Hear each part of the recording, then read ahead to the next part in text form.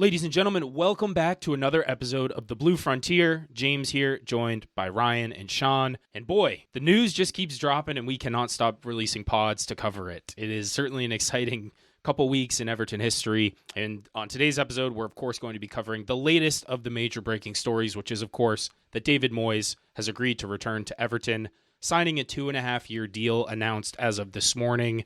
We're recording Saturday afternoon. He's coming back after many previous links, after it being close many a time before. The Friedkin Group was what it took to finally bring Moyes back to Goodison Park for its final season. And we're going to be covering a lot in this episode. We're going to walk through, I think, in part one, talk about his history in relegation battles, because he has been involved in quite a few since he left Everton. And then in part two, we're going to specifically zoom in on his recent stint at West Ham. I think it's useful to do so, we agree, because it was kind of a similar situation to Everton in terms of style of play and some of the constraints that they were under. So we're going to dive into that. And then towards the end, we'll start to talk about and think about how Moyes might approach managing this team in terms of personnel and usage. So with that, gentlemen, let's get right into it. We'll start with our instant reactions, or not so instant reactions, but I guess now that we've had some time to digest the news, our thoughts on the decision to go with Moyes, because I think my opinion has shifted a little bit since the rumors started to really pick up steam yesterday. Ryan, your thoughts?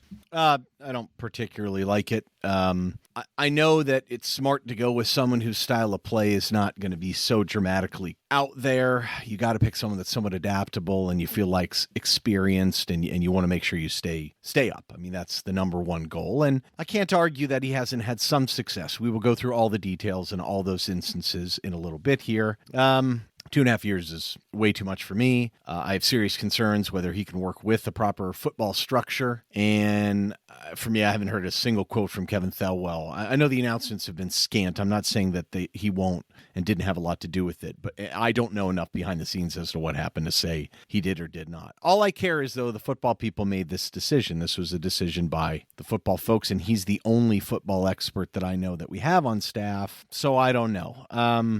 Yeah, it's just not inspiring to me remotely at all. I mean, I think it's an ode to the feel-good folks and to bring people together, especially some of the people that played through them. And, you know, you saw some of the same stuff with Roma when they fired Jose, who was very popular. They brought in De Rossi because they figured, well, the fans would still like him. And once that smoothed over, then they took a beating firing him and bringing in Jurčić and all that nonsense. But yeah, I don't see how this is the guy you want to rebuild the club under. Yeah.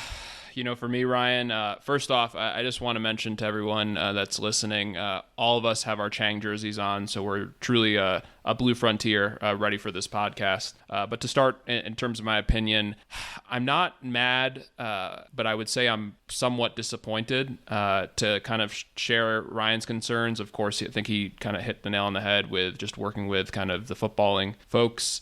But for me, part of it too is just kind of wondering, did they really was he just kind of the number one guy, or were they looking at other targets that just weren't attainable until the summer?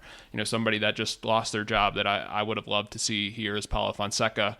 There's some others, of course, that, you know, but I really tried to objectively see it from their sides, and I understand just kind of wanting a figure to stabilize the club, understands the club, and also too kind of plays to the personnel that we currently have, which is a little bit limited, but also too, part of that is just from the manager that we've had prior, right? So ultimately, I'm a little bit disappointed. I think we could have been, having a worse appointment, right? So there are worse options out there.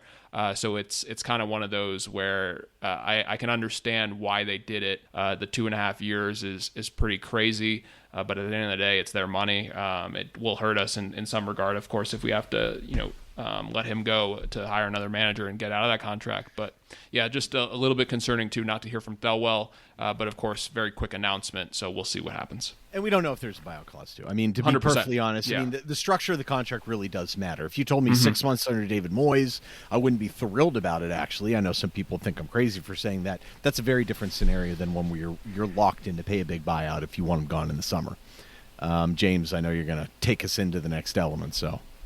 Yeah, I mean, I guess I definitely am more inclined to side with you guys in that it doesn't wow me by any stretch of the imagination, and it certainly isn't the type of perhaps forward-thinking move that we would have hoped for from new ownership. And I think that's been kind of the gripe of a lot of people, is that we're just going to hire the guy who brought us our last period of stability prior to Moshiri.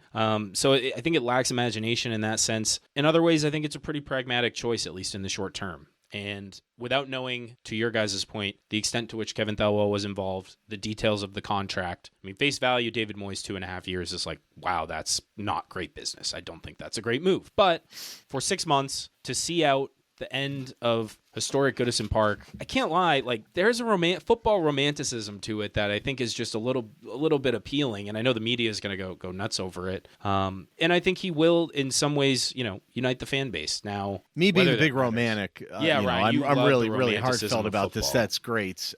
Now, my just concern is like you need to respect the director of football structure. Clubs do not operate that way, where the manager is picking recruitment, and I can't tell you how many people on social media and other people I've heard saying, "Yeah, just let David Moyes pick the players." It's utterly ridiculous. I don't know who these human beings are. I'm sorry football passed you by, but that does not happen. It's just not pragmatic or practical to do it. It doesn't mean that he's not going to play a role, but you can't have him be the authority. It cannot work that way. We saw what happened with Sean Dyche. It ruined all of our recruitment in many ways.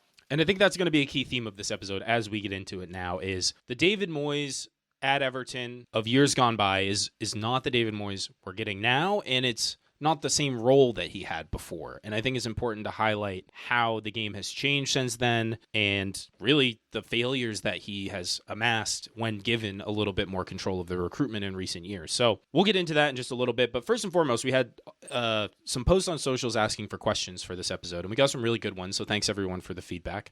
Also, leave us a rating and review on your podcast platform of choice. We really appreciate that. But we'll start with Lee Folger V. Does TFG have any history of contracts with managers that offer some sort of early exit clause? No, it's wishful thinking, but is it worth holding out hope that we could have a different manager come Bramley Moore-Dock? I think it's a totally fair question, and I think we're all maybe hoping that's the case. I don't think we know. I mean, the ironic part is that Moyes signed shorter-term deals to save other people from relegation when he was in much better standing in the elements of world football. I mean, obviously Roma went through a bunch of managers, and Ranieri I don't think is on a long-term deal. So, but we'll see. These guys are savvy businessmen. I mean, it's not like what we're bringing up is going to be some shock to them. I'm sure they've thought about it. Of course, yeah. And I think really the main response that I have for Lee is it's a 2.5-year deal, but it's really rare in at least the Premier League in recent years for managers to actually see out the full term of said deals. And even though, obviously, Everton, since David Moyes is not exactly a prime example of well-run football operations, I did just go back and look at sort of the contracts that we've signed managers to and how long they actually served under those contracts. And there's only 3 managers who've served over half of the term. Silva served exactly half. Martinez served about 73%. And Sean Dyche saw 80%. Now, I'd hope that we're in a place where we're actually stable enough that we're picking the right guys that they see through their terms and maybe even get an extension. Wouldn't that be nice? And we're not sacking guys early all the time. But I did some research, and in the last 5 years, the average across the Premier League is like 50 to 60% of the term managers are serving. So I know it doesn't directly answer your question, Lee, and obviously there's you have some managers who have been there for forever and managers who last just a few months, so it's a weird kind of average there, but just something to think about. Like 2.5 years doesn't mean he's going to be here come 2027. Yeah, that's a good point. And so just kind of moving forward, I think the question is, in the short term, this is a guy that's hired that has some experience dealing with relegation battles. So we wanted in kind of our part 1 today to really look at those relegation battles, see how David Moyes did, what team did he inherit, and how were the results, because that's first and foremost, I think, on everyone's mind. And if he did business as well to support that. In many cases, he did not. So I'll kind of kick it off with the first one. One of the more unlikely hires, I think, if you look at his resume, was him getting hired to save Real Sociedad, of all places, in La Liga. He was hired in November 2014. 18-month deal. They were 15th in the table. They really weren't that bad, though. I mean, they were 12th in expected points per undersat. They spent nothing in January, and he did okay. The results, 37 points out of 27 remaining matches. His expected points was really only good for almost 27. That was 18th in the form table. Again, a lot of this is game state because they were 8th. They had the 8th best expected goals against. I mean, That's kind of how he's set up. But look, they finished 12th, 46 points, and ironically, he was fired next November. It was funny to look at the summer window, too, because it's just all like, it's kind of a strange conglomeration of guys from Spanish clubs and like Bruma from Galatasaray. So I guess you got Diego Reyes from Porto. But yeah, so I don't think there was a massive stamp on his recruitment, so there's nothing really to point to that one. The next job he had was Sunderland, where they still stayed down. And honestly, I don't think there's been so much written about this and discussed about it. It was a complete, utter disaster on so many levels. I don't think we can really hang our hat much on this one because this is such a strange circumstance. I don't think it's very relevant.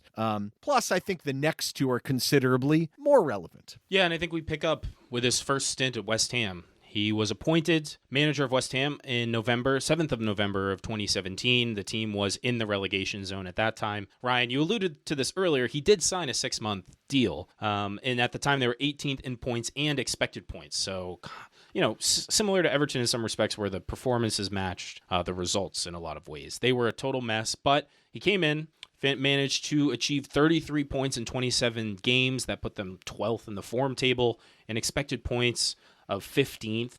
Again, game state relevant here, but they finished with 42 points and he brought them from the relegation zone to 13th. So, you can say he did a decent job in that. He also had some interesting business. Brought in João Mario on loan for like a 1.2 million euro loan fee, which I think was a pretty good piece of business for them, helped out a lot. They also brought in Patrice Evra on a short-term contract, which I totally forgot about, just like a great throwback.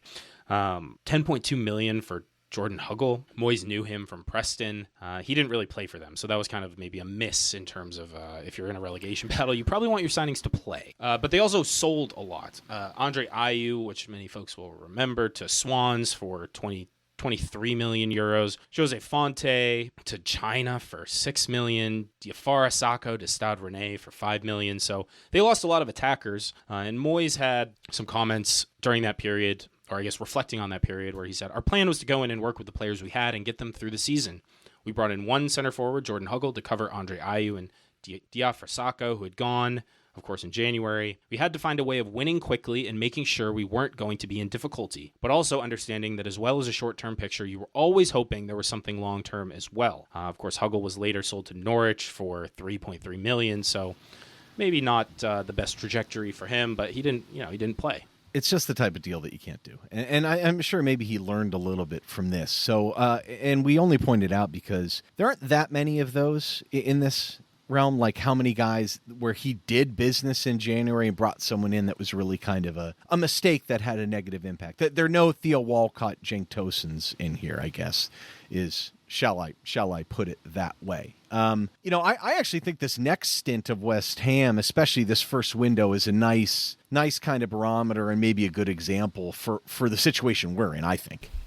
No, for sure, Ryan. And, David Moyes didn't follow Paul Merson's advice, and he returned to a club. And so he returned back to West Ham on 29th of December 2019, basically replaced Manuel Pellegrini, who was just not doing a good job at all, left them 17th in the Premier League table. 1 point above the relegation zone, 19 points in 19, basically an expected points of 15th, which would put you in 19th. Not good. Not good at all. However, in terms of the result, finished with 20 points in 19 matches, 13th in the form table. That's pretty crazy. Essentially, expected points would put you at 10th. So they ended up at 16th with 38 points. And of course, kind of the rule of thumb, if you end up basically kind of around that number, you'll probably be safe. Interesting in regards to how he played. Did some back three stuff at mixed at times, changed formations a bit. Of course, kind of an ode to Everton 4-1-4-1, as well as kind of a 4-2-3-1, which we'll really get into, and kind of was the foundation of his kind of, as time went on, what he did. This is a window that I think we really want to replicate, at least the key part of it. Jared Bowen, of course, is, and as you know, for anybody that watches the Premier League, just an absolute stud, and was doing really good things at Hull at the time. They bought him for 21.3 million, which, whenever they sell him, they're going to make big money on that. Darren Randolph is kind of the guy that probably they didn't really need to spend that amount of money, but they did. Bought him from Middlesbrough at $4.7 million. And then, of course, really another foundational piece for his stint, Thomas Souček from Slavia Prague, loan fee of $4.5 million to buy later for $16.2. Souček and Bowen started 12 and 11 matches respectively and did well. Souček, of course, experienced guy with the Czech national team, a couple of loan fees out, but I mean, guys, this is kind of the window we need when we think about, especially going in January, but then really going forward, just smart business as well as kind of buying a player of Bowen's profile to really help with the talent deficiency. And I think we'll get into a little bit more of ways that we can do that. We obviously have some pretty heavy rumors on one recruitment element. We can still use foreign loans. I know that. Maybe Broja goes back to Chelsea. There's some wrinkles there too. But yeah, I mean, you got in two guys that were impact players, impact starters that change the dynamic of the team, and much like we would talk about Sean Dyche, how he really needed a center forward role to play this particular way he plays in order to transition out, and I granted that faded away.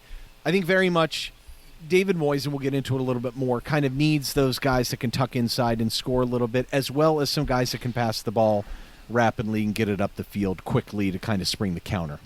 I do want to read a comment, and once again, appreciate all the comments from basically the episode from Blue Sky. So Clarify Guy at Blue Sky Social. Looking forward to the next episode. Do you think Moyes will get more goals from the team while keeping Dyche's defensive record? If so, how do you think he will achieve this? Signings, formation, ? Improving current players, ? Playing players in different positions, ? Other. A lot to unpack there, of course. And we will in this episode, yeah. We don't need any more now. We're done. Yeah, hold up there. And that's nice because that sets up the rest of the episode very much. That's partially why we threw it in here. So, yes, I think those are common questions, and we have some individual ones thrown in here as we go through it. We thought the best way to go through this is to look closer at his tenure at West Ham. I mean, it's his most recent gig. I think it's the most relevant. I think the teams are in somewhat similar situations, not perfect. It's in the same era very much. So I thought we could go through some of his tactics, his style of play. We'll mix in some of the old stuff with that as well. Go through every one of his windows. I think the technical director, sporting director relationship, I think was very interesting there. And look at the on-field success, because he had some successes there and he had some failures very much. I think what's also a very interesting question is Lee Clow asked this question. What is the difference between David Moyes 2013 and David Moyes 2025? And I think part of this answer is the football's different. It's just a different environment. And so as we go through, we'll kind of pick through some of those things as we can. And, it's a bit of a journey. It's 2021 was kind of a high for them. They had a disaster 2023. And 2024, they kind of, results were good, but the underlying performances weren't. And then he was gone. But first, let's talk about tactics. Unfortunately, there's some similarities here to Sean Dyche teams when you're just looking at the numbers. Well, you say unfortunately, Ryan, but we talked about it at the top. Maybe the similarities are what ultimately led TFG to make the decision to go with him, because it's a less dramatic shift mid-season to have a David Moyes come in versus somebody else. So some things that characterize David Moyes at West Ham, and if you watch them, you'll know this. Whenever we played a David Moyes team, it was like, who wants the ball less? It's definitely a low possession setup. Definitely going to look to rapidly counterattack. They'll pressure high a little bit, but not really anything crazy. They don't foul a lot, which is interesting. Also a relatively high XG per shot. We talked about that on the squad assessment. Everton's XG per shot this season has been really, really low. In 2020, 2021, West Ham's XG per shot was best in the Premier League. Score a lot from corners and headers. Don't make a lot of subs. Fewer than Dyche last year, and tends to have older teams. So that's a very interesting, I think there's a lot of interesting parallels there. Whether they're good parallels is an entirely different matter, but I think it's undeniable that it does make for an easier transition for this group of players with how we've had to recruit somewhat to Dyche's style over the last couple of years, though I think the players are maybe more versatile than some give them credit for. Yeah, and so we have a comment from Mitch at Up the Toffees 11. How do we expect this setup to differ from Dyche's, from his own at West Ham, and significantly from his first time at Everton? And I think, interestingly enough, and Ryan put some good statistics in here, more progressive runs. So just kind of in a few stats, counterattacking goals per who scored in 2023-24 season, first with 9. But the 2022-23 season last 21-22 first was 6, and then 2021 second was 6. And then you look at set piece goals per who scored. 23-24, 7th with 14, 22-23, 8th with 11, 21-22, 5th with 14, 20-21, 1st with 16. And formations, and I think this will be a really good roundtable discussion because, there's a lot here to really discuss. I think one thing that's interesting, and I've mentioned Archie on the pod before, we were going back and forth on Twitter DMs about how often Moyes played a back three when he first got to West Ham, and I didn't remember that very well, but you look into it, and often it was a fullback ultimately dropping down into that three, but it happened way more than you thought. So, he preferred the 4-2-3-1, and I think universally speaking, that's probably his preferred formation. He played 4-1-4-1 initially when he was there at Everton. We'll walk through that in a little bit. But I just think that back three is really interesting. And you saw a combination of it. It was almost half and half. At least that's what Y Scout said. It said 43% of the time he played the 4-2-3-1 in that first year, the first full year with West Ham. And almost that much did he play variations of three in the back, whether it was 5-4-1. It seems like that was the more popular one. Some 5-3-2, and some of our personnel I think may lend itself to that. You could see Njai was initially bought to be a second striker in many ways. 3-4-3, 3-4-2-1. Those are kind of variations ultimately of the same thing. Obviously, Dyche has played a lot of 5-4-1. That should be familiar. Needless to say, there were mixed kind of successes, mixed results, I think, year over year, and just kind of giving it a quick gloss over. First year, keeping them up was tough, but we've already talked about that. But the next year was a rousing success. He turned them around very quickly, and there wasn't necessarily massive spend. There was after that for sure, especially with qualifying for Europe. So they finished 6th, 7th, and then they had a big drop-off into 14th.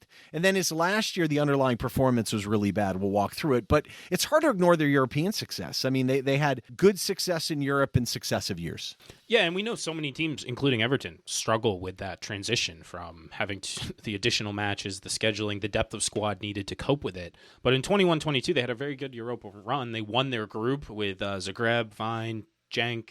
They beat Sevilla, they beat Lyon, and then lost to Frankfurt in the semis. But, for a first year in Europe, that's, good run. Think, by all accounts, a huge success. And I know something that I've seen a lot of their fans saying, though they eventually handed him out, they are appreciative of the 2 good years in Europe they had. Some of the best times West Ham fans have had for 30-something years. You don't want to discredit the Conference League win. They won their group with... Do we want to discredit it a little bit, though? Well, they beat Stade Bucharest, right? We've had history with them. Anderlecht, Sikkelsberg. That was their group that they won. They beat a Cyprus team, AEK, pounded Ghent.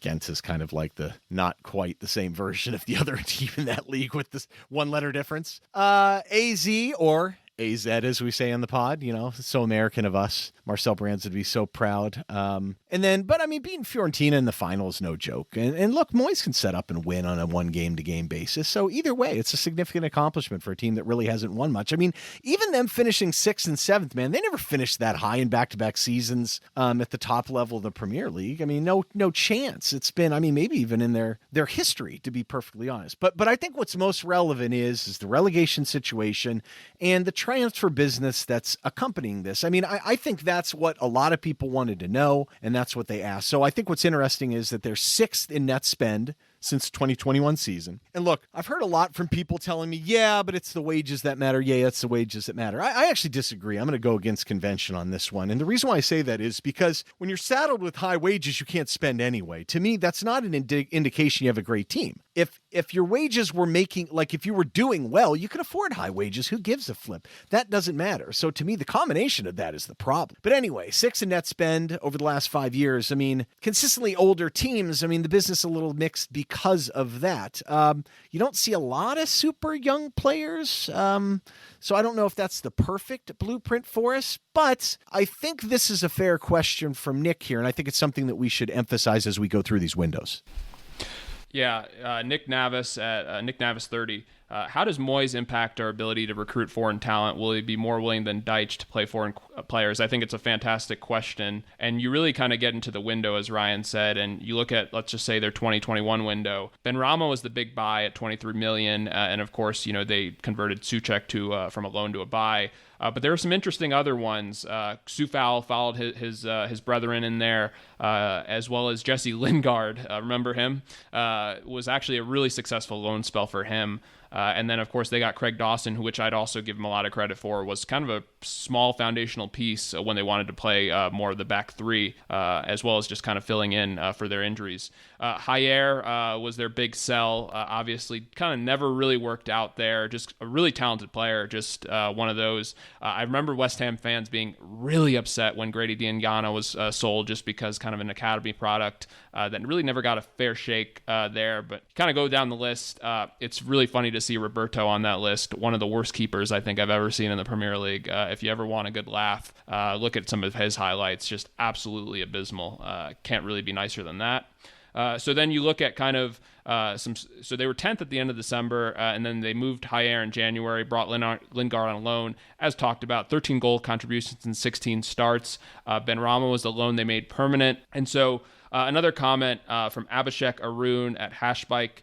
Moyes has had great success tapping in the Czech market, Souček and Sufal. Anyone that catches your eye, so kind of put it to you guys to maybe talk about that one. Yeah, I think the response to that is I don't think he has any sort of affinity towards that marketplace any more than others. But what I do love is that he brought in Souček to basically bring Sufal in many ways. It just makes it so much easier when there's someone at the club to help amalgamate into the team. And so you are going to see a lot of that. You're going to see where, now it may be a shortcoming of Moyes, where he's not casting a wide enough net from a scouting standpoint, but I think it's very interesting. You'll see a lot of people brought in pairs, whether they were from the same team or from the same country or nationality, and we'll kind of highlight those as we go forward. The next year, ultimately, you're dealing with Europe. You've got a lot more money, so I think going into that window is one that's an interesting study in behavior. You got all this money, you're ready to go. I mean, their net spend is about 70 million euros. I think this one's kind of questionable a little bit. So you got the two pairs.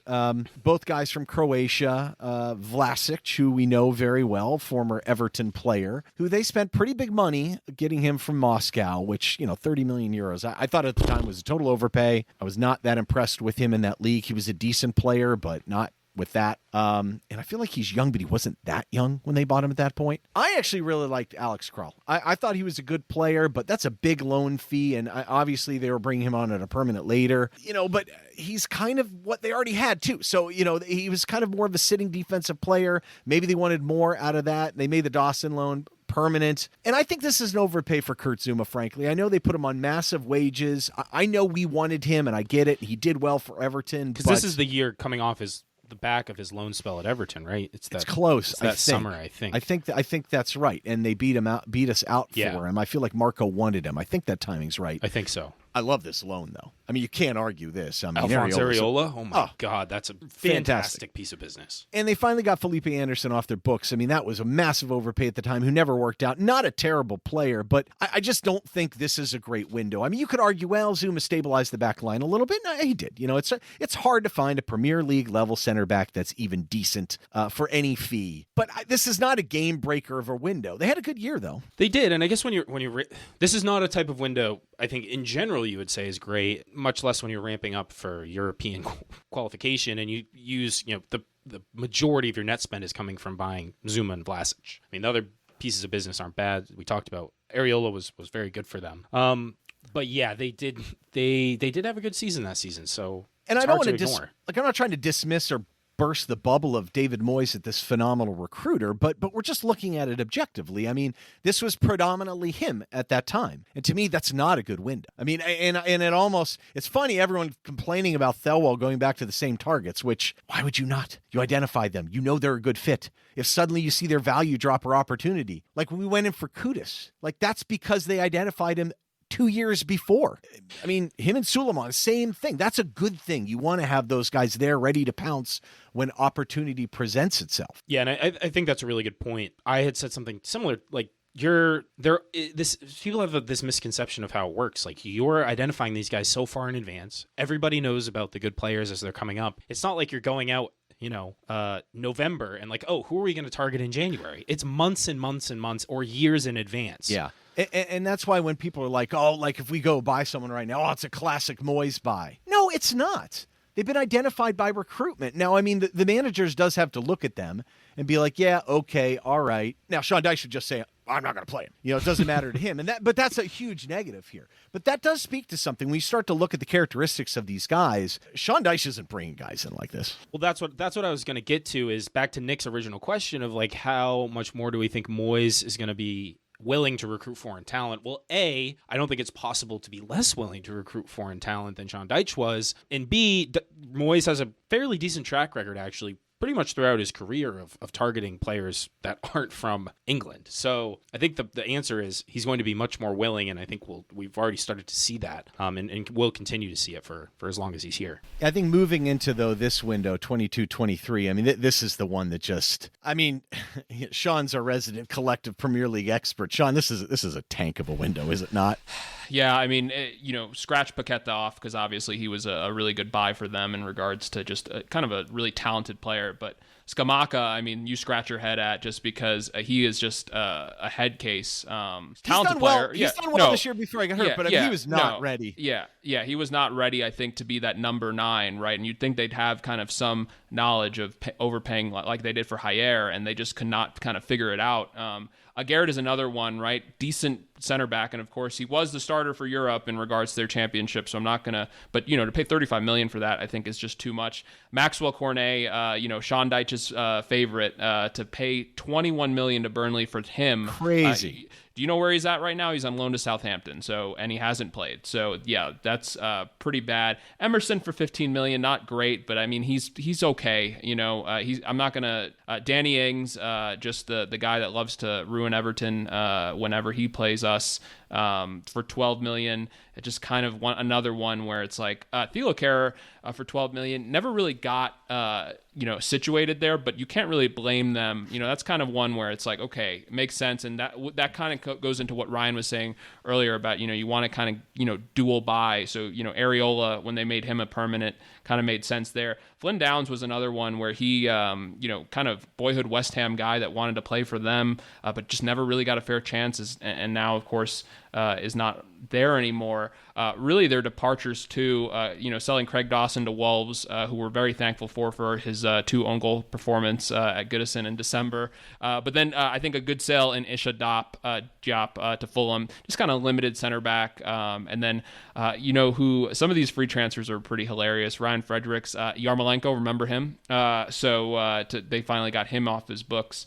But as kind of we've talked about, absolute disaster of a window. And you take Paqueta off, it's kind of one of those really just horrific windows. And it kind of goes into what came basically kind of from that is hiring their sporting director. Yeah, it's just not what you want to do. I think some of the ages here I don't like. I mean, Cornet's 25, it's a little old. Danny Ings, you forgot about Danny Ings in fact he was 30 years old when they dropped 12 million euros on him. I mean, what? A guy with injury history. Like, what are you thinking? I know they needed center forwards, but come on. You talk about their sales over these last few windows. I mean, the recruitment incoming on is one thing, but they also did a horrible job of selling players for any kind of profit. I mean, they took baths on a lot of these guys. They were stuck with some of these guys, though, right? They were getting hammered financially, which is, a situation that Everton fans are not all too unfamiliar with over the years of Farhad Mashiri. Again, we hope that we're turning over a new leaf in that regard, but crazy. And this is where, again, I think what Sean alluded to, they really realized the error of their ways to an extent and said, we can't have this anymore. Yeah, I think your point is the right one, though, but this is the lesson to be learned. Like, I know we need immediate help as a club. Use the loans for that. If you want a loan to buy, maybe that's fine. Do not spend any significant amount of money on someone that's not going to give you an ROI downstream. And I do think we've seen 24 is about as old as I think you really want to play in here, but we've seen a bit of that. I mean, at least maybe they'll retain their value, but you just don't see too many 20, 21-year-olds that he's really going after. I hope we buck that trend a little bit. But, it's also hard until you stabilize the club where you have some of that money you can play around with. But, yeah, so I think the difference between David Moyes 2013, 2025, I think we're going back into it. This is it. This is the impact of modern football. Almost everyone operates with a technical director, and then in July, ultimately, Tim Stuyden was hired as technical director from Bayer Leverkusen, where he did a fairly good job, I think.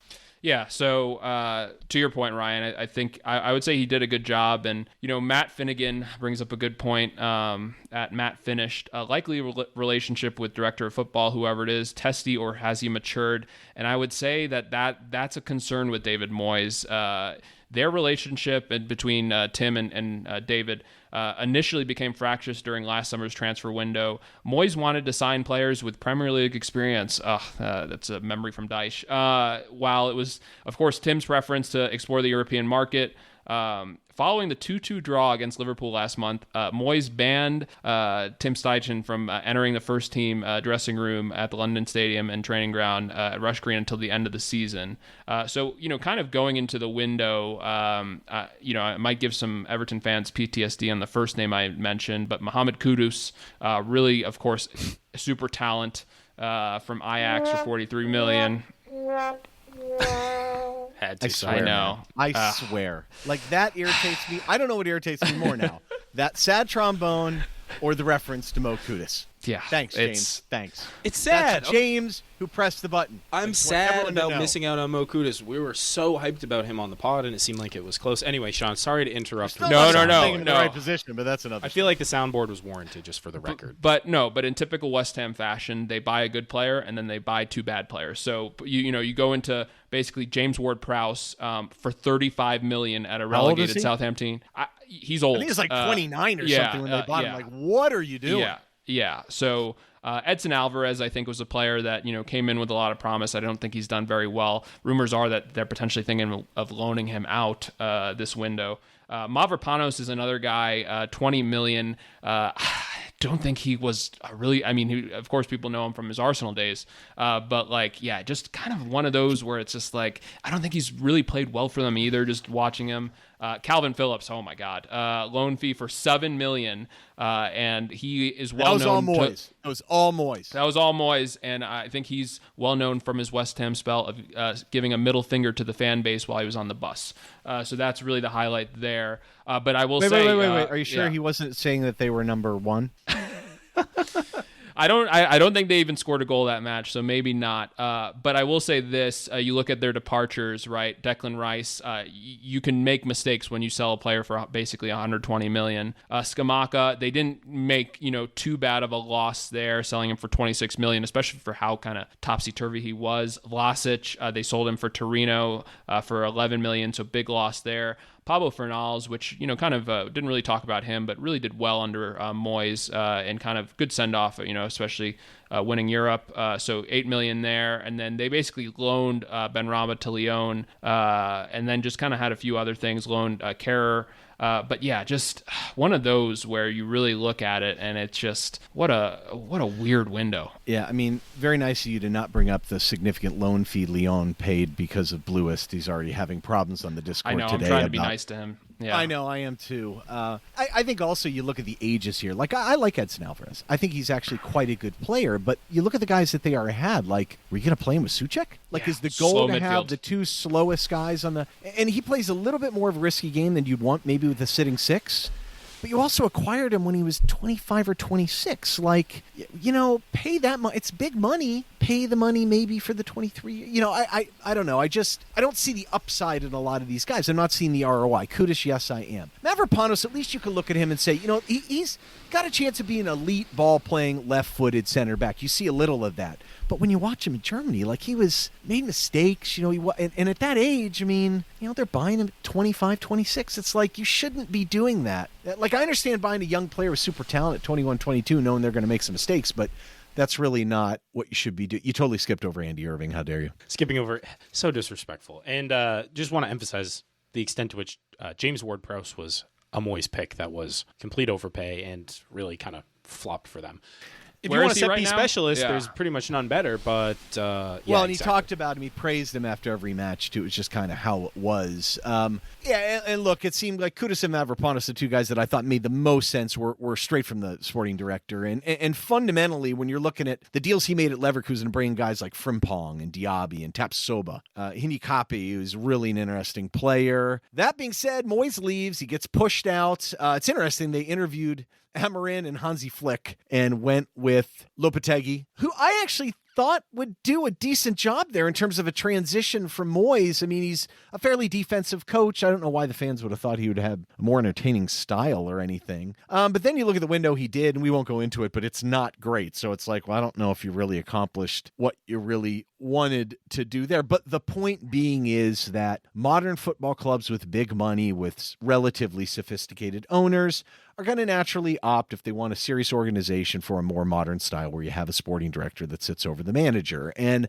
I think there's some questions as to whether that's happening at Everton, but it did happen in Rome, and I'd be shocked if it wasn't eventually in place. But I think it's okay to ask the question and say, is Moyes going to work well with one of those guys? I think it's a fair question. Do we agree? Yes, absolutely. I mean, I think it's a totally fair question. Also, like we talked about earlier, to the extent to which our current director of football was even signed off on or involved in making this decision in the first place. And if he wasn't, of course, that doesn't bode well for how well they're going to work together for whatever future Kevin Thelwell has at Everton left. And maybe they did. Maybe we don't know. I saw some scant rumor about it, but I don't know. Hopefully we'll learn more about that. That's what I want to know more about. So, okay, one thing we did notice is a couple different times where Moyes brought in some old players. I mean, I know Sunderland, he was kind of forced to do it because of just madness. But so when we start talking about how we're going to go forward, how it's going to affect our windows, we saw what their windows are. I think it's worth just exploring very quickly whether there's some old players that he might think about bringing in. So I rattled a couple of them in here. I don't think any of these are going to happen at all, by the way, probably not even close. But in case people bring them up, I think it's fair to go through these guys real quick. And maybe in the future, I maybe a PSR deal. I don't know. Very interesting to see West Ham too. If they've got an injury to their center forward, I mean, that's a need there, and we've got a couple of it. I'm just saying. But yeah, I mean, you can see the list, guys. I mean, any of these guys think are reasonable. Jesse Lingard, I think, is the highest probability here, right? I think Danny Ings is right up there with him, to be honest. That's where you need to bring the sad trombone. No, I think really, to your point, Ryan, like, I don't really think any of them are realistic. Soufal, maybe, but then again, it's like one of those where it's like we want to get younger at right back. We want to have a permanent solution at right back, right? So we it's want just the oldest collection of right backs in the league. So real quick, Vladimir Soufal is 32 and out of contract this summer, right back. Aaron Cresswell, 35 and out of contract this summer, left back. Danny Ings, 32 and out of contract this summer. It's not even funny. Don't even make that suggestion. Ben Rama is 29 and at Lyon. I think they had a strange relationship. I think he's kind of a weird dude. I think Bluist has indicated that he thinks he's going to go in as a permanent to Saudi and didn't seem too upset about it today, even after we argued about Malik Fofana and Ernest, who we'll get to in a moment. Jesse Lingard is killing it in Seoul, baby. He's got soul in the K-League. He's just turned 32, but I don't think he's coming back. Pablo Fornals. See, it's not going to happen. He's 28. He plays in a role that might be a little bit helpful. He's a kind of creative guy that plays at Betis, but he's captained them twice. They have some injury issues. He's signed longer term. I think they really like him, so that's probably not going to happen. Did you love the fact that I brought up Jeremy Ngakia? Yes, sir, baby. 24 years old at Watford. This is the only one I could come up with, guys. This is a total stretch. He kind of brought him into the team at one point. Young player. No, not a chance. Versatile defensive player. No.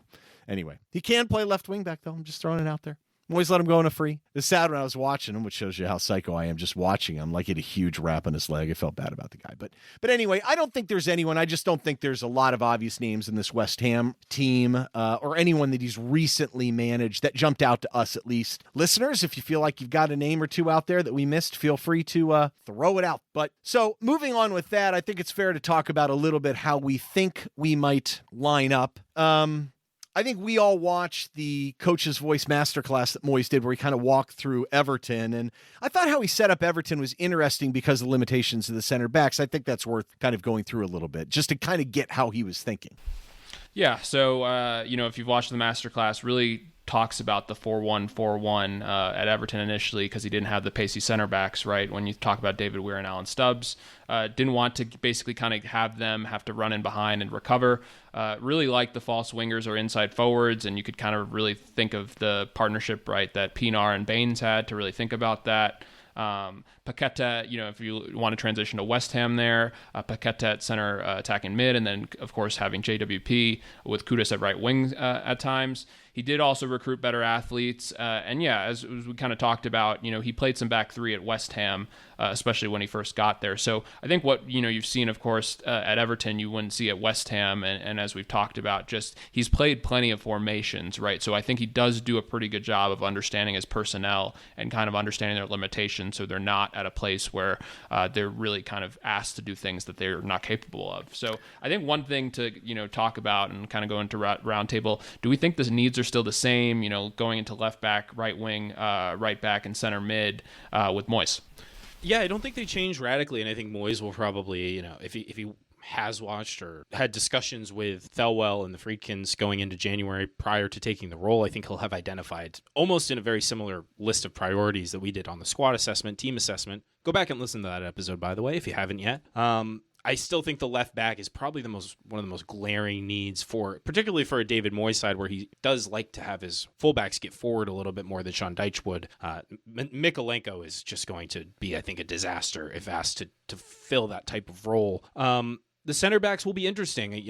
We'll get into it in a little bit, but like what players might see more opportunities. To me, Tarkowski is a player who Moyes, I'm very interested to see how he utilizes him with Jake O'Brien. I hope that talking about pace, if you want pacey center backs, we've got two of them. That would be, I think, very good if you're going with a flat back. Yeah, I mean, thinking about the 4-1-4-1 that he was talking about Everton and how the team changed very much when Jagielka and Distant came in, who were both fairly Jagielka was really fast. And, I mean, O'Brien and JB are both very fast, straight ahead.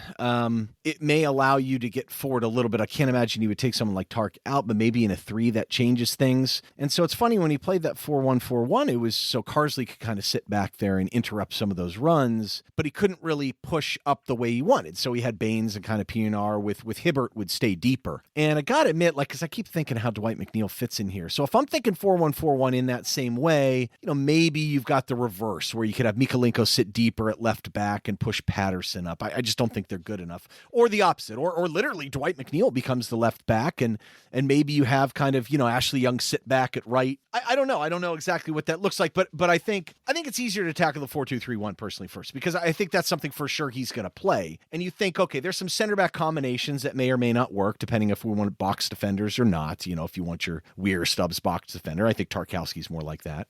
I think if you think of the two defensive mids, probably combination of Ghana, Mangala, and Decore, and the 2 is fine. Maybe James Gardner actually works there. I mean, he's a fairly good vertical passer. He's maybe not good at handling and dribbling the ball, but he can move the ball. Center forward's fine, right? I mean, do we see any real concerns with Beto, Broja, or DCL? I think combination of that will work, but who plays the 3? You know what I mean? In front. I mean, if he likes guys that tuck in a little bit, I mean, McNeil's a little bit more of a traditional winger. I mean, that's going to be the problem, I think, in molding the Dyche teams into the Moyes teams. Where does Njai play? Does he play down the middle in the 10, or is he more kind of an inside half space guy now on the left? Do we have the right 10 profile when you start to think of the other guys in there? I mean, Njai to me reminds me a little Pienaar. A little bit, I mean, he's a different player, but functionally a little bit similar. And I could see him combining well with the left back that gets forward. And then I think about Jack and Jesper. So I'm kind of curious what you guys think who plays in that 3 if we go 4-2-3-1. I do feel like Jack Harrison is one that Moyes might kind of give a different role and opportunity to. I do think if he wants guys cutting inside, Jack off the right, cutting onto his left is not the worst. What about in the thing. 10? He moves the ball pretty well. Maybe in the 10. I know Moyes likes did like, at least in his first stint at Everton, guys who are more aerially inclined, of course, like Fellaini and Cahill playing in that role. But I don't know that it's a prerequisite for him, especially when you have that aerial presence with your number 9. So it'll be interesting to see. I do think I still hope we see Njai centrally, just because I think he's far and away our best attacking player, and centrally he can have the most influence. But And I really honestly just hope he uses Jesper, because the pace is going to be something that's critically important. So Jesper being able to get vertical and stretch teams out and get us forward on the counter is going to be important. But I'd be surprised if he doesn't kick the tires on Jack a little bit. Yeah, and I would agree with you, James. I think, to me, when I think of Moyes and just the current personnel we have, right, the two that really, kind of point out to me are Jesper and Njai, just because of the pace, right? If we want to talk about a counter-attacking team going up and down the pitch, right, I think where it comes interesting is it Dwight or Jack, right? Because if Dwight plays left back, right, that kind of gives you a spot to essentially put somebody like Jack, up there. The reason I think I'm going to lean towards Dwight is simply the service, right? I feel like, especially too, if we're going to be a team that really kind of wants to, get out on the break and whatnot, having Dwight make decisions in the middle is problematic, but having Dwight on the wing, pinging balls into whether it's Beto, DCL, I think those are kind of interesting discussions. Also, another one, especially, let's just say if Lee Carsley does find his way into Everton and the staff, does Garner play right back, right? So I think it's just another specific decision. There's just so many different options. I'm excited also, too, I know we really haven't talked about it, but to see if Decore is really relied upon Moyes, because I see him getting up and down, right? Kind of as the engine of the midfield. And that's why I think for him, when he looks at the collective whole, we're a team that's really lacking pace. So I feel like guys that have that are gonna be a big part of the team. So looking back at kind of those needs, then I don't think left back changes. We just don't have that guy, and maybe that profile could dictate a little bit how we play. Like maybe you can get away with Patterson. I don't think he can, because I think he's so bad. It needs to be different. But you're right. If you play like a Jimmy Gardner at right back, he's not really right back. He'll just morph into kind of a back three. That could work. He was a center back when he came up. And he's got size. His profile's not that crazy compared to some of the guys Moyes had. So I think left back you still need. I wouldn't trust Patterson. I think if you want a more attacking right back, I think you got to try and find one. I think you can go young there, but you never know. You need someone that can defend someone 1v1, and Patterson seems out of his element. If you could find an excuse to move him on via loan, that'd be great. He is a Scot, though. You never know. The one thing I do think we miss is, yes, I think we need kind of that cutting into the right side type player. Jack can do it, but we don't have people that can carry the ball. And I think that is a bit of a difference. Dyche wanted to bypass the midfield and just fire it up to the center forward. Moyes wants to cut through the midfield. Njai can run with it. No doubt about it. No question about it. Who else? Jack can carry it, but not really run with it. Jesper, maybe a little bit. Jack can carry it, but he's not that fast. I think that right wing kind of getting on your left foot, flying with the ball type guy makes a lot of sense if we can get it. I think the big profile we're missing, though, is kind of like a center mid. I don't know if you really want kind of that bigger sitting six that can kind of maybe free Ghana or Decore up to, say we play 4-1-4-1. Those guys can run around and win the ball, maybe Mangala too, and someone that can really sit, like do what Lee Carsley did. Or what Souček would have done, or Rice, or Alvarez, or some of those guys that are bigger in stature, maybe can be more physically dominant, win the ball, that type of thing. Those guys are on loan. You can find those guys, I would think. But I have to admit, it'd be pretty cool to get someone that was more of like an 8-10 hybrid that could play in the 4-1-4-1, or play as a 10 that can defend and move the ball and pass it and ping it around all over the place. I don't think Jack would be awful in that role, but I just, that's what I think might be interesting. I don't think we have that center mid that is really good getting on the ball and kind of controlling a game a little bit, even if we're not going to play high possession. I only want to bring that up before we get into the next comment and talk about a little more detail who's going to benefit.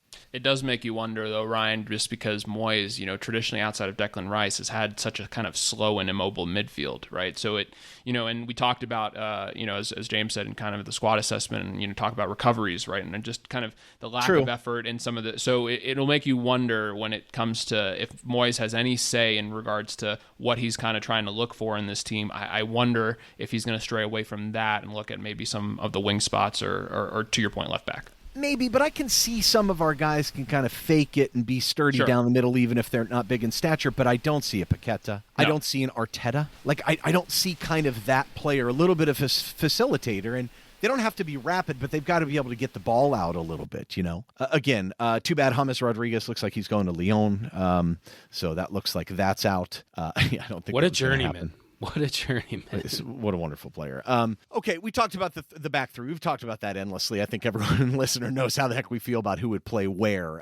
But I think the needs are pretty much the same. I still think left back and kind of someone who can carry the ball. I think under Moyes, it changes a little bit, maybe that profile. That maybe is the only thing that changes. I think functionally it's the same. And I think we have some debate over that center mid profile, but I could go either way. James, you want to say something before we got into this comment by Micah? Yeah, I was going to just say, to kind of put a bow on this, that I do think the needs are largely the same, but I'm much more optimistic about us actually being to recruit to those needs, given that we have access to a much broader market. Yeah, talk about that a little bit more, because, I mean, when Moyes was just doing recruitment, though, I mean, it still seemed a little bit kind of, not isolated. I mean, yes, you were getting people from all over the place, but it just seems like Dyche was not interested or not willing or was willing to tell people, I'm not playing someone, so at a minimum, that's a big change. For sure. Moyes has stature. I think he's certainly a bigger name. I think it's someone that's played in Europe. I think he can point to, being at United. And I mean, I don't know if he'll point to that in particular.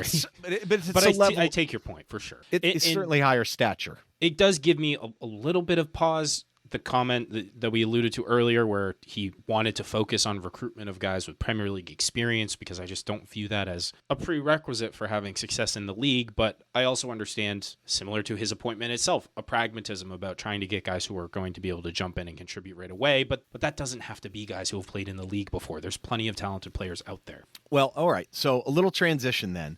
It's not just always about getting the guys and getting new people in. It's about how can you use the players that are there. And we talked about a little bit how you'd plug and play them. But in answer to the comment here by Micah at Micah Will Ono, players that could potentially benefit the most and least from his appointment. And then on top of that, St. Jimmy EFC, which players do you think will develop the most under the new staff? Slightly different. And I think it's interesting to mention someone that might be stretched that would help their development rather than hinder them. And I think there's a whole list of names here that I think it's going to impact. The first one for me that I think of is Dwight McNeil. I don't know quite how he fits. I know when we brought him in initially, I think there was some thought under Frank Lampard that he could play on the right side, cutting in and using that left peg. Now, if we're counterattacking, he's not the most rapid guy, but I think his limitations as a player is more when you have sustained possession in the final third. Like, it's crowded. He can't separate from people. He's completely one-footed. But if he's on the break, I mean, he's not rapid or anything, but that left foot is dangerous from anywhere. He can ping it around and he can shoot from distance, and he can do a pretty good job of putting someone on his hip. I don't think we can expect him to be, working in tandem with like a wide back or anything like that, maybe. But how do you think the impact is in here? I just feel like Leighton Baines wingback a little bit to me. I don't know why I think that, but I mean, could he play as a regular left back, or do you think he could be that inside forward on the right side? Yeah, so I would say I don't think he's an inside forward, especially in this setup. I do think left back could be probably if more, yeah. Or Sean, maybe it's Mikalenko stays deeper and Dwight just goes wider and they kind of shift. You know what I mean? Is that could that be it? Maybe. I do feel like, and maybe I'm being a little bit of recency bias, I don't think Mikalenko has a spot in the starting 11. I think he's going to find a way. He might give him a chance or two, right, to kind of start out, but I just think the decision-making has been so poor. I understand our team, like someone like Jack, right, is devoid of confidence, and I think this would kind of give him a new lease on life. But yeah, I just see him kind of dropping back, and I just see, especially if you get guys like Garner healthy and these people that we just haven't seen for a while, I feel like the spots on the pitch are going to be taken by some of our more technical and talented players.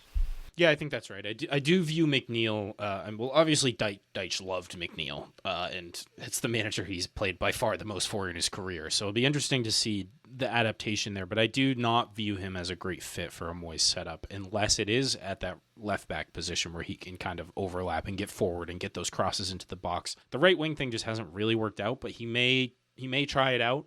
I talked about this already, but Jack Harrison's one where I do think Moyes is going to just really like his work rate and work ethic, which I think is similar to why Dyche liked him in the first place. He runs hard. He's not the best athlete, but technically he's pretty good.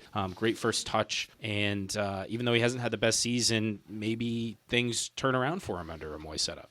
A possible counter to that. I mean, Dyche loved him. So I think in many ways, the first loan, I get it. The second loan may have been Dyche really pushing for it, and we just kind of acquiesced. It's not a Premier League club, so I guess there's, there's different limitations and the way that works out, but you could see him going back. I don't know. I think it'd be probably not. His wages are too high. I think they're not going to find someone else to shuttle him off too. Where do you think he fits though, Jack? Because I think he's someone the previous manager loved. I think he is a little bit of that inside forward type, Leon Osmond type, what he was calling him false wingers in the thing. I mean, it's like an inside forward dude. Come on. I mean, could he be a 10? In a 4-1-4-1, could he be one of those attacking kind of central midfielders if you paired him with like a Gane as the sitter and maybe Mangala or Decore? I don't think that's crazy. He's very tactically astute. He's just not a very vertical player, and you need some people to carry the ball a little bit better. But we also have a little more time and space on the ball might be helpful for him. I just feel like he over dribbles at times. We also haven't seen much of him actually on the left at Everton. He's played almost exclusively on the right, and where he's had the most success in his career is off the left. So I don't know, Jack McNeil on the left is actually maybe interesting to me because they both have pretty good defensive work rate together. Neither of them is a defensive player per se, but they both work hard off the ball, track back. Again, that's a pretty unathletic left-hand side, but and I do think Moyes is that's going to be the top priority. But if you get a wing we'll see back, Jack maybe used differently and at least experimented with a little bit. If you get a more athletic left back, maybe. You know what I mean? Like Leon Osmond was not that athletic. You know what I mean? Like, I don't know. I think it's interesting. Moyes likes to throw people kind of into midfield, so who knows what that looks like. So we talked about a little about Mikalenko. I think universally, right? I don't think he can stay, right? I mean, he's just a mess. I can't see his confidence improving that much. He just doesn't have the profile, I think, that helps. If you're going to be non-athletic, at least from the back, be able to hurt you, and I think Moyes does care that everyone at least has some ability to hurt you. If they're not, you got to be a lockdown defender. I don't think he's that either. Betso. I mean, clearly, if he stays, which I would hope he does, he's going to automatically be better just because Dyche isn't here, right? I mean, I don't think I'm going out on a limb. Yeah, I think so. It's interesting because the next person on the list is Broja, and depending on his health, right? Moyes really likes Broja. There was a lot of reports when he was kind of available for West Ham, right? He really was pushing to get him, reportedly, right? Good on the counter, right? I mean, he was good on the counter at Southampton. He was good on the counter at Southampton. So I really, to kind of quote Jackson, build back Beto, I really would love Beto to kind of finally get his shot. And it's so it'd be interesting, right? Because of course we thought Beto's the perfect Dyche archetype, but he kind of really reminds you of somebody like not specifically to Mikel Antonio, but somebody just really physical, can hold the ball, play that role if needed, right? So, and Dyche was playing Mikel Antonio no matter who was at the club, right? Moyes was. So I actually really hope that Beto really kind of, gets his shot and runs with it, because I do think, we can also see a different dimension of Beto that we haven't seen at Everton, and it would be somebody that I think could really help, in terms of the midfield, build that up. All right.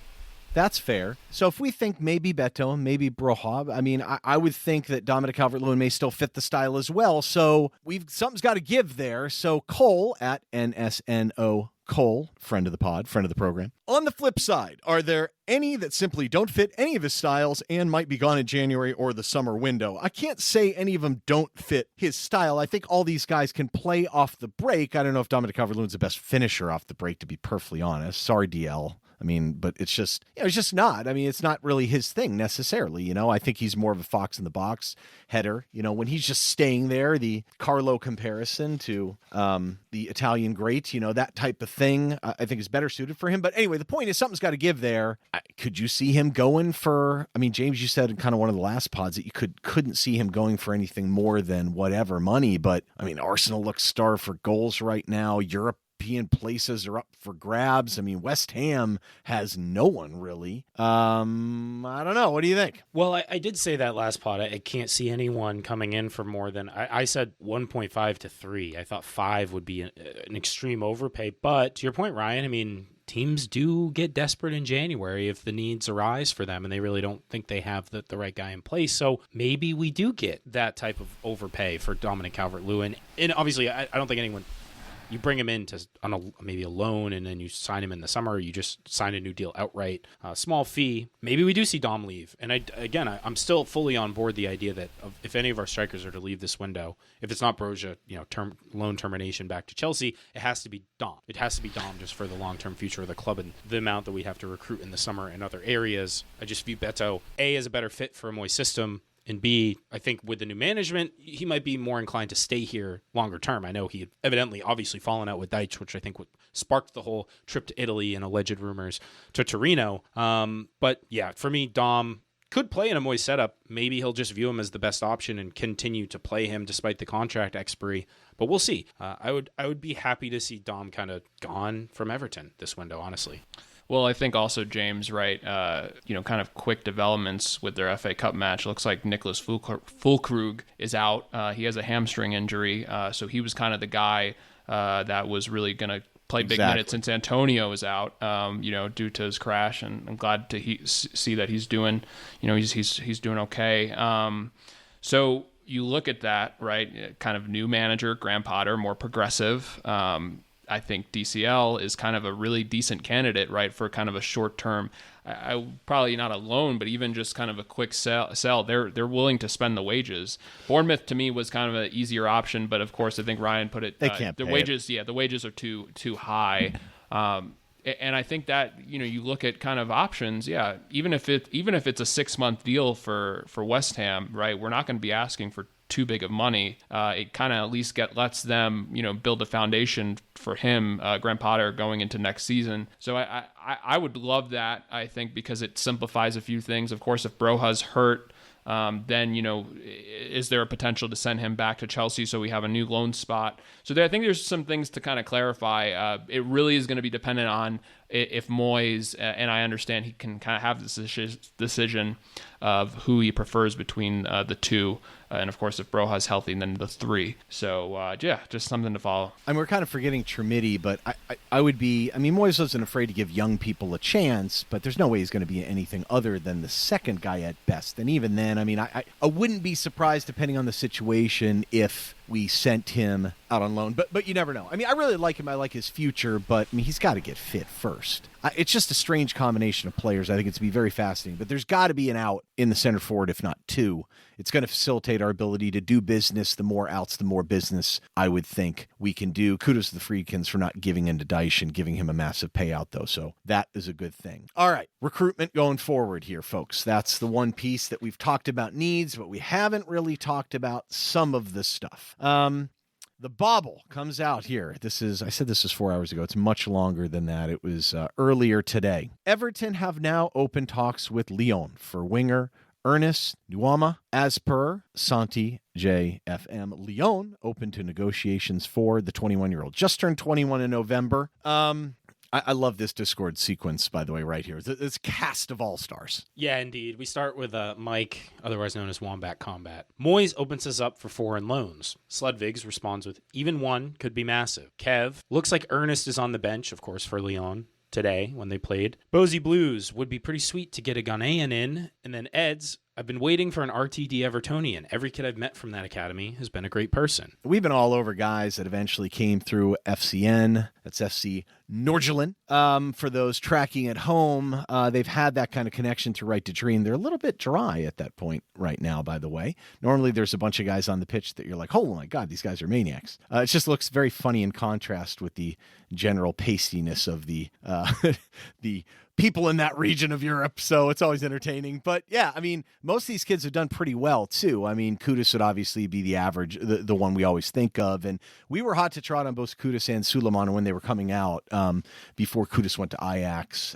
So look, I mean, we've talked about this guy a lot on the Discord. Me and Bluist are constantly going back and forth on them, and I mean, his concern is that the kid's not quite ready to come in and really do a bang up job in the Premier League. And yeah, he hasn't had any goal contributions in the league this year. He has a couple in the Europa League. He had a few more last year. Some of his numbers are good, though. His progression numbers are good. He carries the ball well. He's created some actions. SCA is decent. I think he can get a lot better. But there are a couple things he brings that we don't have. He is fast. He is athletic, and he is direct, and he can run with the ball. He's a little bit left-footed, but not Dwight left-footed. But when he carries the ball, he is. I think he can get a lot better, too. He's got a good physical profile. He's strong. He is fast. a couple issues that I saw with him, and this might explain some of his lack of goal contributions, and I've been watching this guy for a while. While he's very left-footed, his right is fine. I actually think he needs to use it more. He's hesitant to do it. Like when I watched him play with Ghana, I mean, he had their only like assists in their last couple matches when they had this terrible African Cup of Nations qualifying campaign Ghana did. I mean, they finished last in their groups, pretty ugly. But you saw it, and he's perfectly capable of serving it across to the right if he needs to get to the goal line. And I think he's better in the open field. I mean, at FCN, they really ran fast, lots of counter stuff, constantly up and down. And I think where he struggles a little bit is he lacks a little nuance for the game sometime in bringing his teammates in more. Obviously, you don't have to do that as much on the counter, man. You're just flying. I see improvements in that. I think he makes decent decisions when he's on the ball and he has his head up, which is most of the time. But one thing he does do is he still locks into decisions very early. Kind of lock his head down and continue with that decision. Just takes a little longer. Like he just needs to start to get his head up a little bit how Anthony Gordon was when he first came up. Too much head down stuff. But again, easier off the break, in my opinion. I think that's a massive point. And the other thing is, too, he doesn't, when he dribbles, he's fairly straightforward. He's not that deceptive. It's fast. It's rapid. It's getting a little tighter control. I've seen improvements in that regard, but he's not like, he'll go with the occasional meg and maybe a kind of spin, but it's all reactionary. It's not like this choreographed dance on the ball type stuff that you might see. Like Njai is a little bit more dynamic as a dribbler, but his pace is massive. So to me, I think part of the byproduct is it's very different trying to do this type of stuff in the open field when you're flying and you've got pace versus trying to do it when teams are sitting back in the final third. And while Lyon's not this super massive possession team, they are one of the better teams. They do have, I think they're 52, 53% possession. And there are teams that will score on them and pack it in a little bit. And I think he struggles a little bit to create in those situations. And that won't be as much the case. He's willing to work on defense. He's physical. He fouls. He's not afraid to kick someone. And I like that about him. But I think, is it a fair critique to say this guy's not going to come in and just totally set the world on fire? So why are we spending any significant amount of money on here? Again, we don't know what the fee is, but my guess is this is a player we really like. He can contribute because he gives us something different, even if he's not going to be a world-class player immediately. And the price is probably right. That's my guess. It seems like an opportunity to do business with Lyon that needs to do business. I just said a lot. Curious your thoughts. Yeah, so I haven't had the chance to watch him to the extent that Ryan has, so I won't purport to be any kind of expert on him, but based on I would also just encourage everyone, join the Discord, go read the exchange between Ryan and Bluist, because it's very nuanced, and I think Bluist offers some interesting counterpoints to the thought that maybe he's ready to make a move to a club like Everton. But I think there's no denying that a player with pace and athleticism can certainly help us in the wide areas. I mean, that's something we're clearly lacking. And I think the profile in terms of age and potential is exactly right, even if maybe not when we're gearing up for what looks like another relegation battle. That may not be where you want to allocate all your resources in January, but if we're really high on him for the future and this recruitment team believes that he can be a guy that, again, we turn a profit on, he plays and is a major contributor for the next 2 to 3 to 4 years, and the price is right, as you said, we've been monitoring him for a while, I don't see why you wouldn't go in for him. I think it makes complete sense from almost every account. And hopefully, this is where maybe the first test of alignment between the recruitment team and David Moyes is like, is Moyes going to be on board with this, or is he going to put up a stink? Yeah, I think to your point, James, that's kind of the direction I was going to go in. And just let's just say we really kind of follow through with this deal, whether it's a sale or loan to buy, I think it's a statement of intent, right? That the Friedkins are listening to Kevin Thelwell, especially as we've talked about, and our fan base at times gets on the director of football of, we're going in for the same targets. Well, yes, this is one of those cases where, you look at that profile and that's a profile of need, right? And of course, I think Moyes will, let's just say if that kind of collaboration happens, I think we'll do a good job of not putting him in a place where he can't succeed. I just also think, there are loan opportunities here. So for sure, as long as it doesn't preclude us from bringing in capable players that can help maybe even more now, that's a better use of a loan anyway. We cannot be affording to spend any significant... Look, we have to spend money to make money. There's nothing wrong with spending money if it's someone that's going to have a return on investment. You have to do that. If you say you spend 15, 20 million on this kid, Say you spend 20 million. Say he takes off and just kills it. And, he's worth 70 million. That's the only way we're going to get a $70 million player, by the way, until we start building up revenue and whatnot. So number one, that's massive, and you can sell and do all sorts of stuff with it. But otherwise, yeah, you could maybe find a 25, 26-year-old player that you could pay that could come in an impact. But here's another thing. There are not key players out there that teams are just going to let go for anything more than a king's ransom. Like, about the only thing is Kvacicella looks like he's going to go to PSG because they're going to pay him 5 times his current salary. But that is not a normal January, folks. Now, maybe there's a trickle-down effect. Maybe I'm totally wrong. Maybe this will be the anomaly window. But what you're going to get is guys that aren't playing, that aren't in favor of the manager, and those aren't permanent deals necessarily. Those are loans, and we have foreign loans, and we should freaking use them. And I think that brings us quite nicely full circle in regard to the loan market where, yes, Moyes is here on a 2.5-year deal, but do you really want to be buying point being, loan is a great opportunity to bring someone in for half a season to help that suits David Moyes' style, may not suit the direction that we eventually want to go in. So it's a much lower risk in that sense. So I think that's where we'll see probably some names that may seem more aligned with the typical David Moyes style and structure, whereas hopefully our long-term buys are guys who are more versatile that can help us for years to come, whether or not David Moyes is the manager. And I think that puts a bow pretty nicely on this episode, guys. Any final thoughts before we wrap things up? We're already at almost an hour and a half, and we've covered a lot. I think people hopefully have enjoyed this so far. If you did, let us know. Reach out, leave us a rating and review, but I'll hand it off to the guys for final thoughts. I think we're still going to do quite a bit of business this window for some reason, and I think the one positive is the Moyes decision has happened very quickly. I'm concerned about no Kevin Thelwell. That's problematic to me, but the one thing that David Moyes can't do is he doesn't have time to sit there and go fish for players at this point. So he's going to be subjected to the guys that these guys wanted, and the fact that they knew Sean Dyche wouldn't go for a lot of these guys, I think does open up stuff for us. I think they know the needs. The recruitment side and the identification piece has never been the problem, folks. And to me, the nice part is PSR doesn't care about cash, folks. Friedkins have cash. They can now go in and get the best deal and maybe take advantage of some clubs that don't have cash right now, a.k.a. Lyon. Again, apologies, Bluest. Yeah, and I think, to kind of follow Ryan's point, of course, not, as we talked about in the beginning, not incredibly excited about Moyes, but I think the one thing he'll do is just put players in positions to succeed, which, you can pretty much criticize Dyche ruthlessly on because there are players that just unfortunately he, kind of led to his downfall in regards to having a more talented team, but just not showing it on the pitch, right? So I don't really have too much high hopes in regards to significant January business, but I do think we can get at least 1 or 2 spots that would really help our team.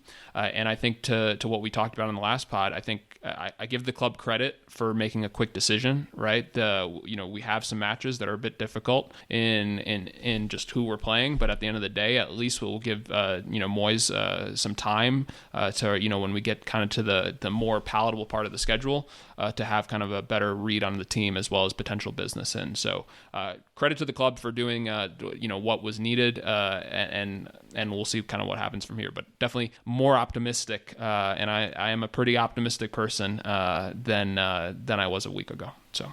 Well, they don't call you chief of the optimism train for no reason whatsoever, of course.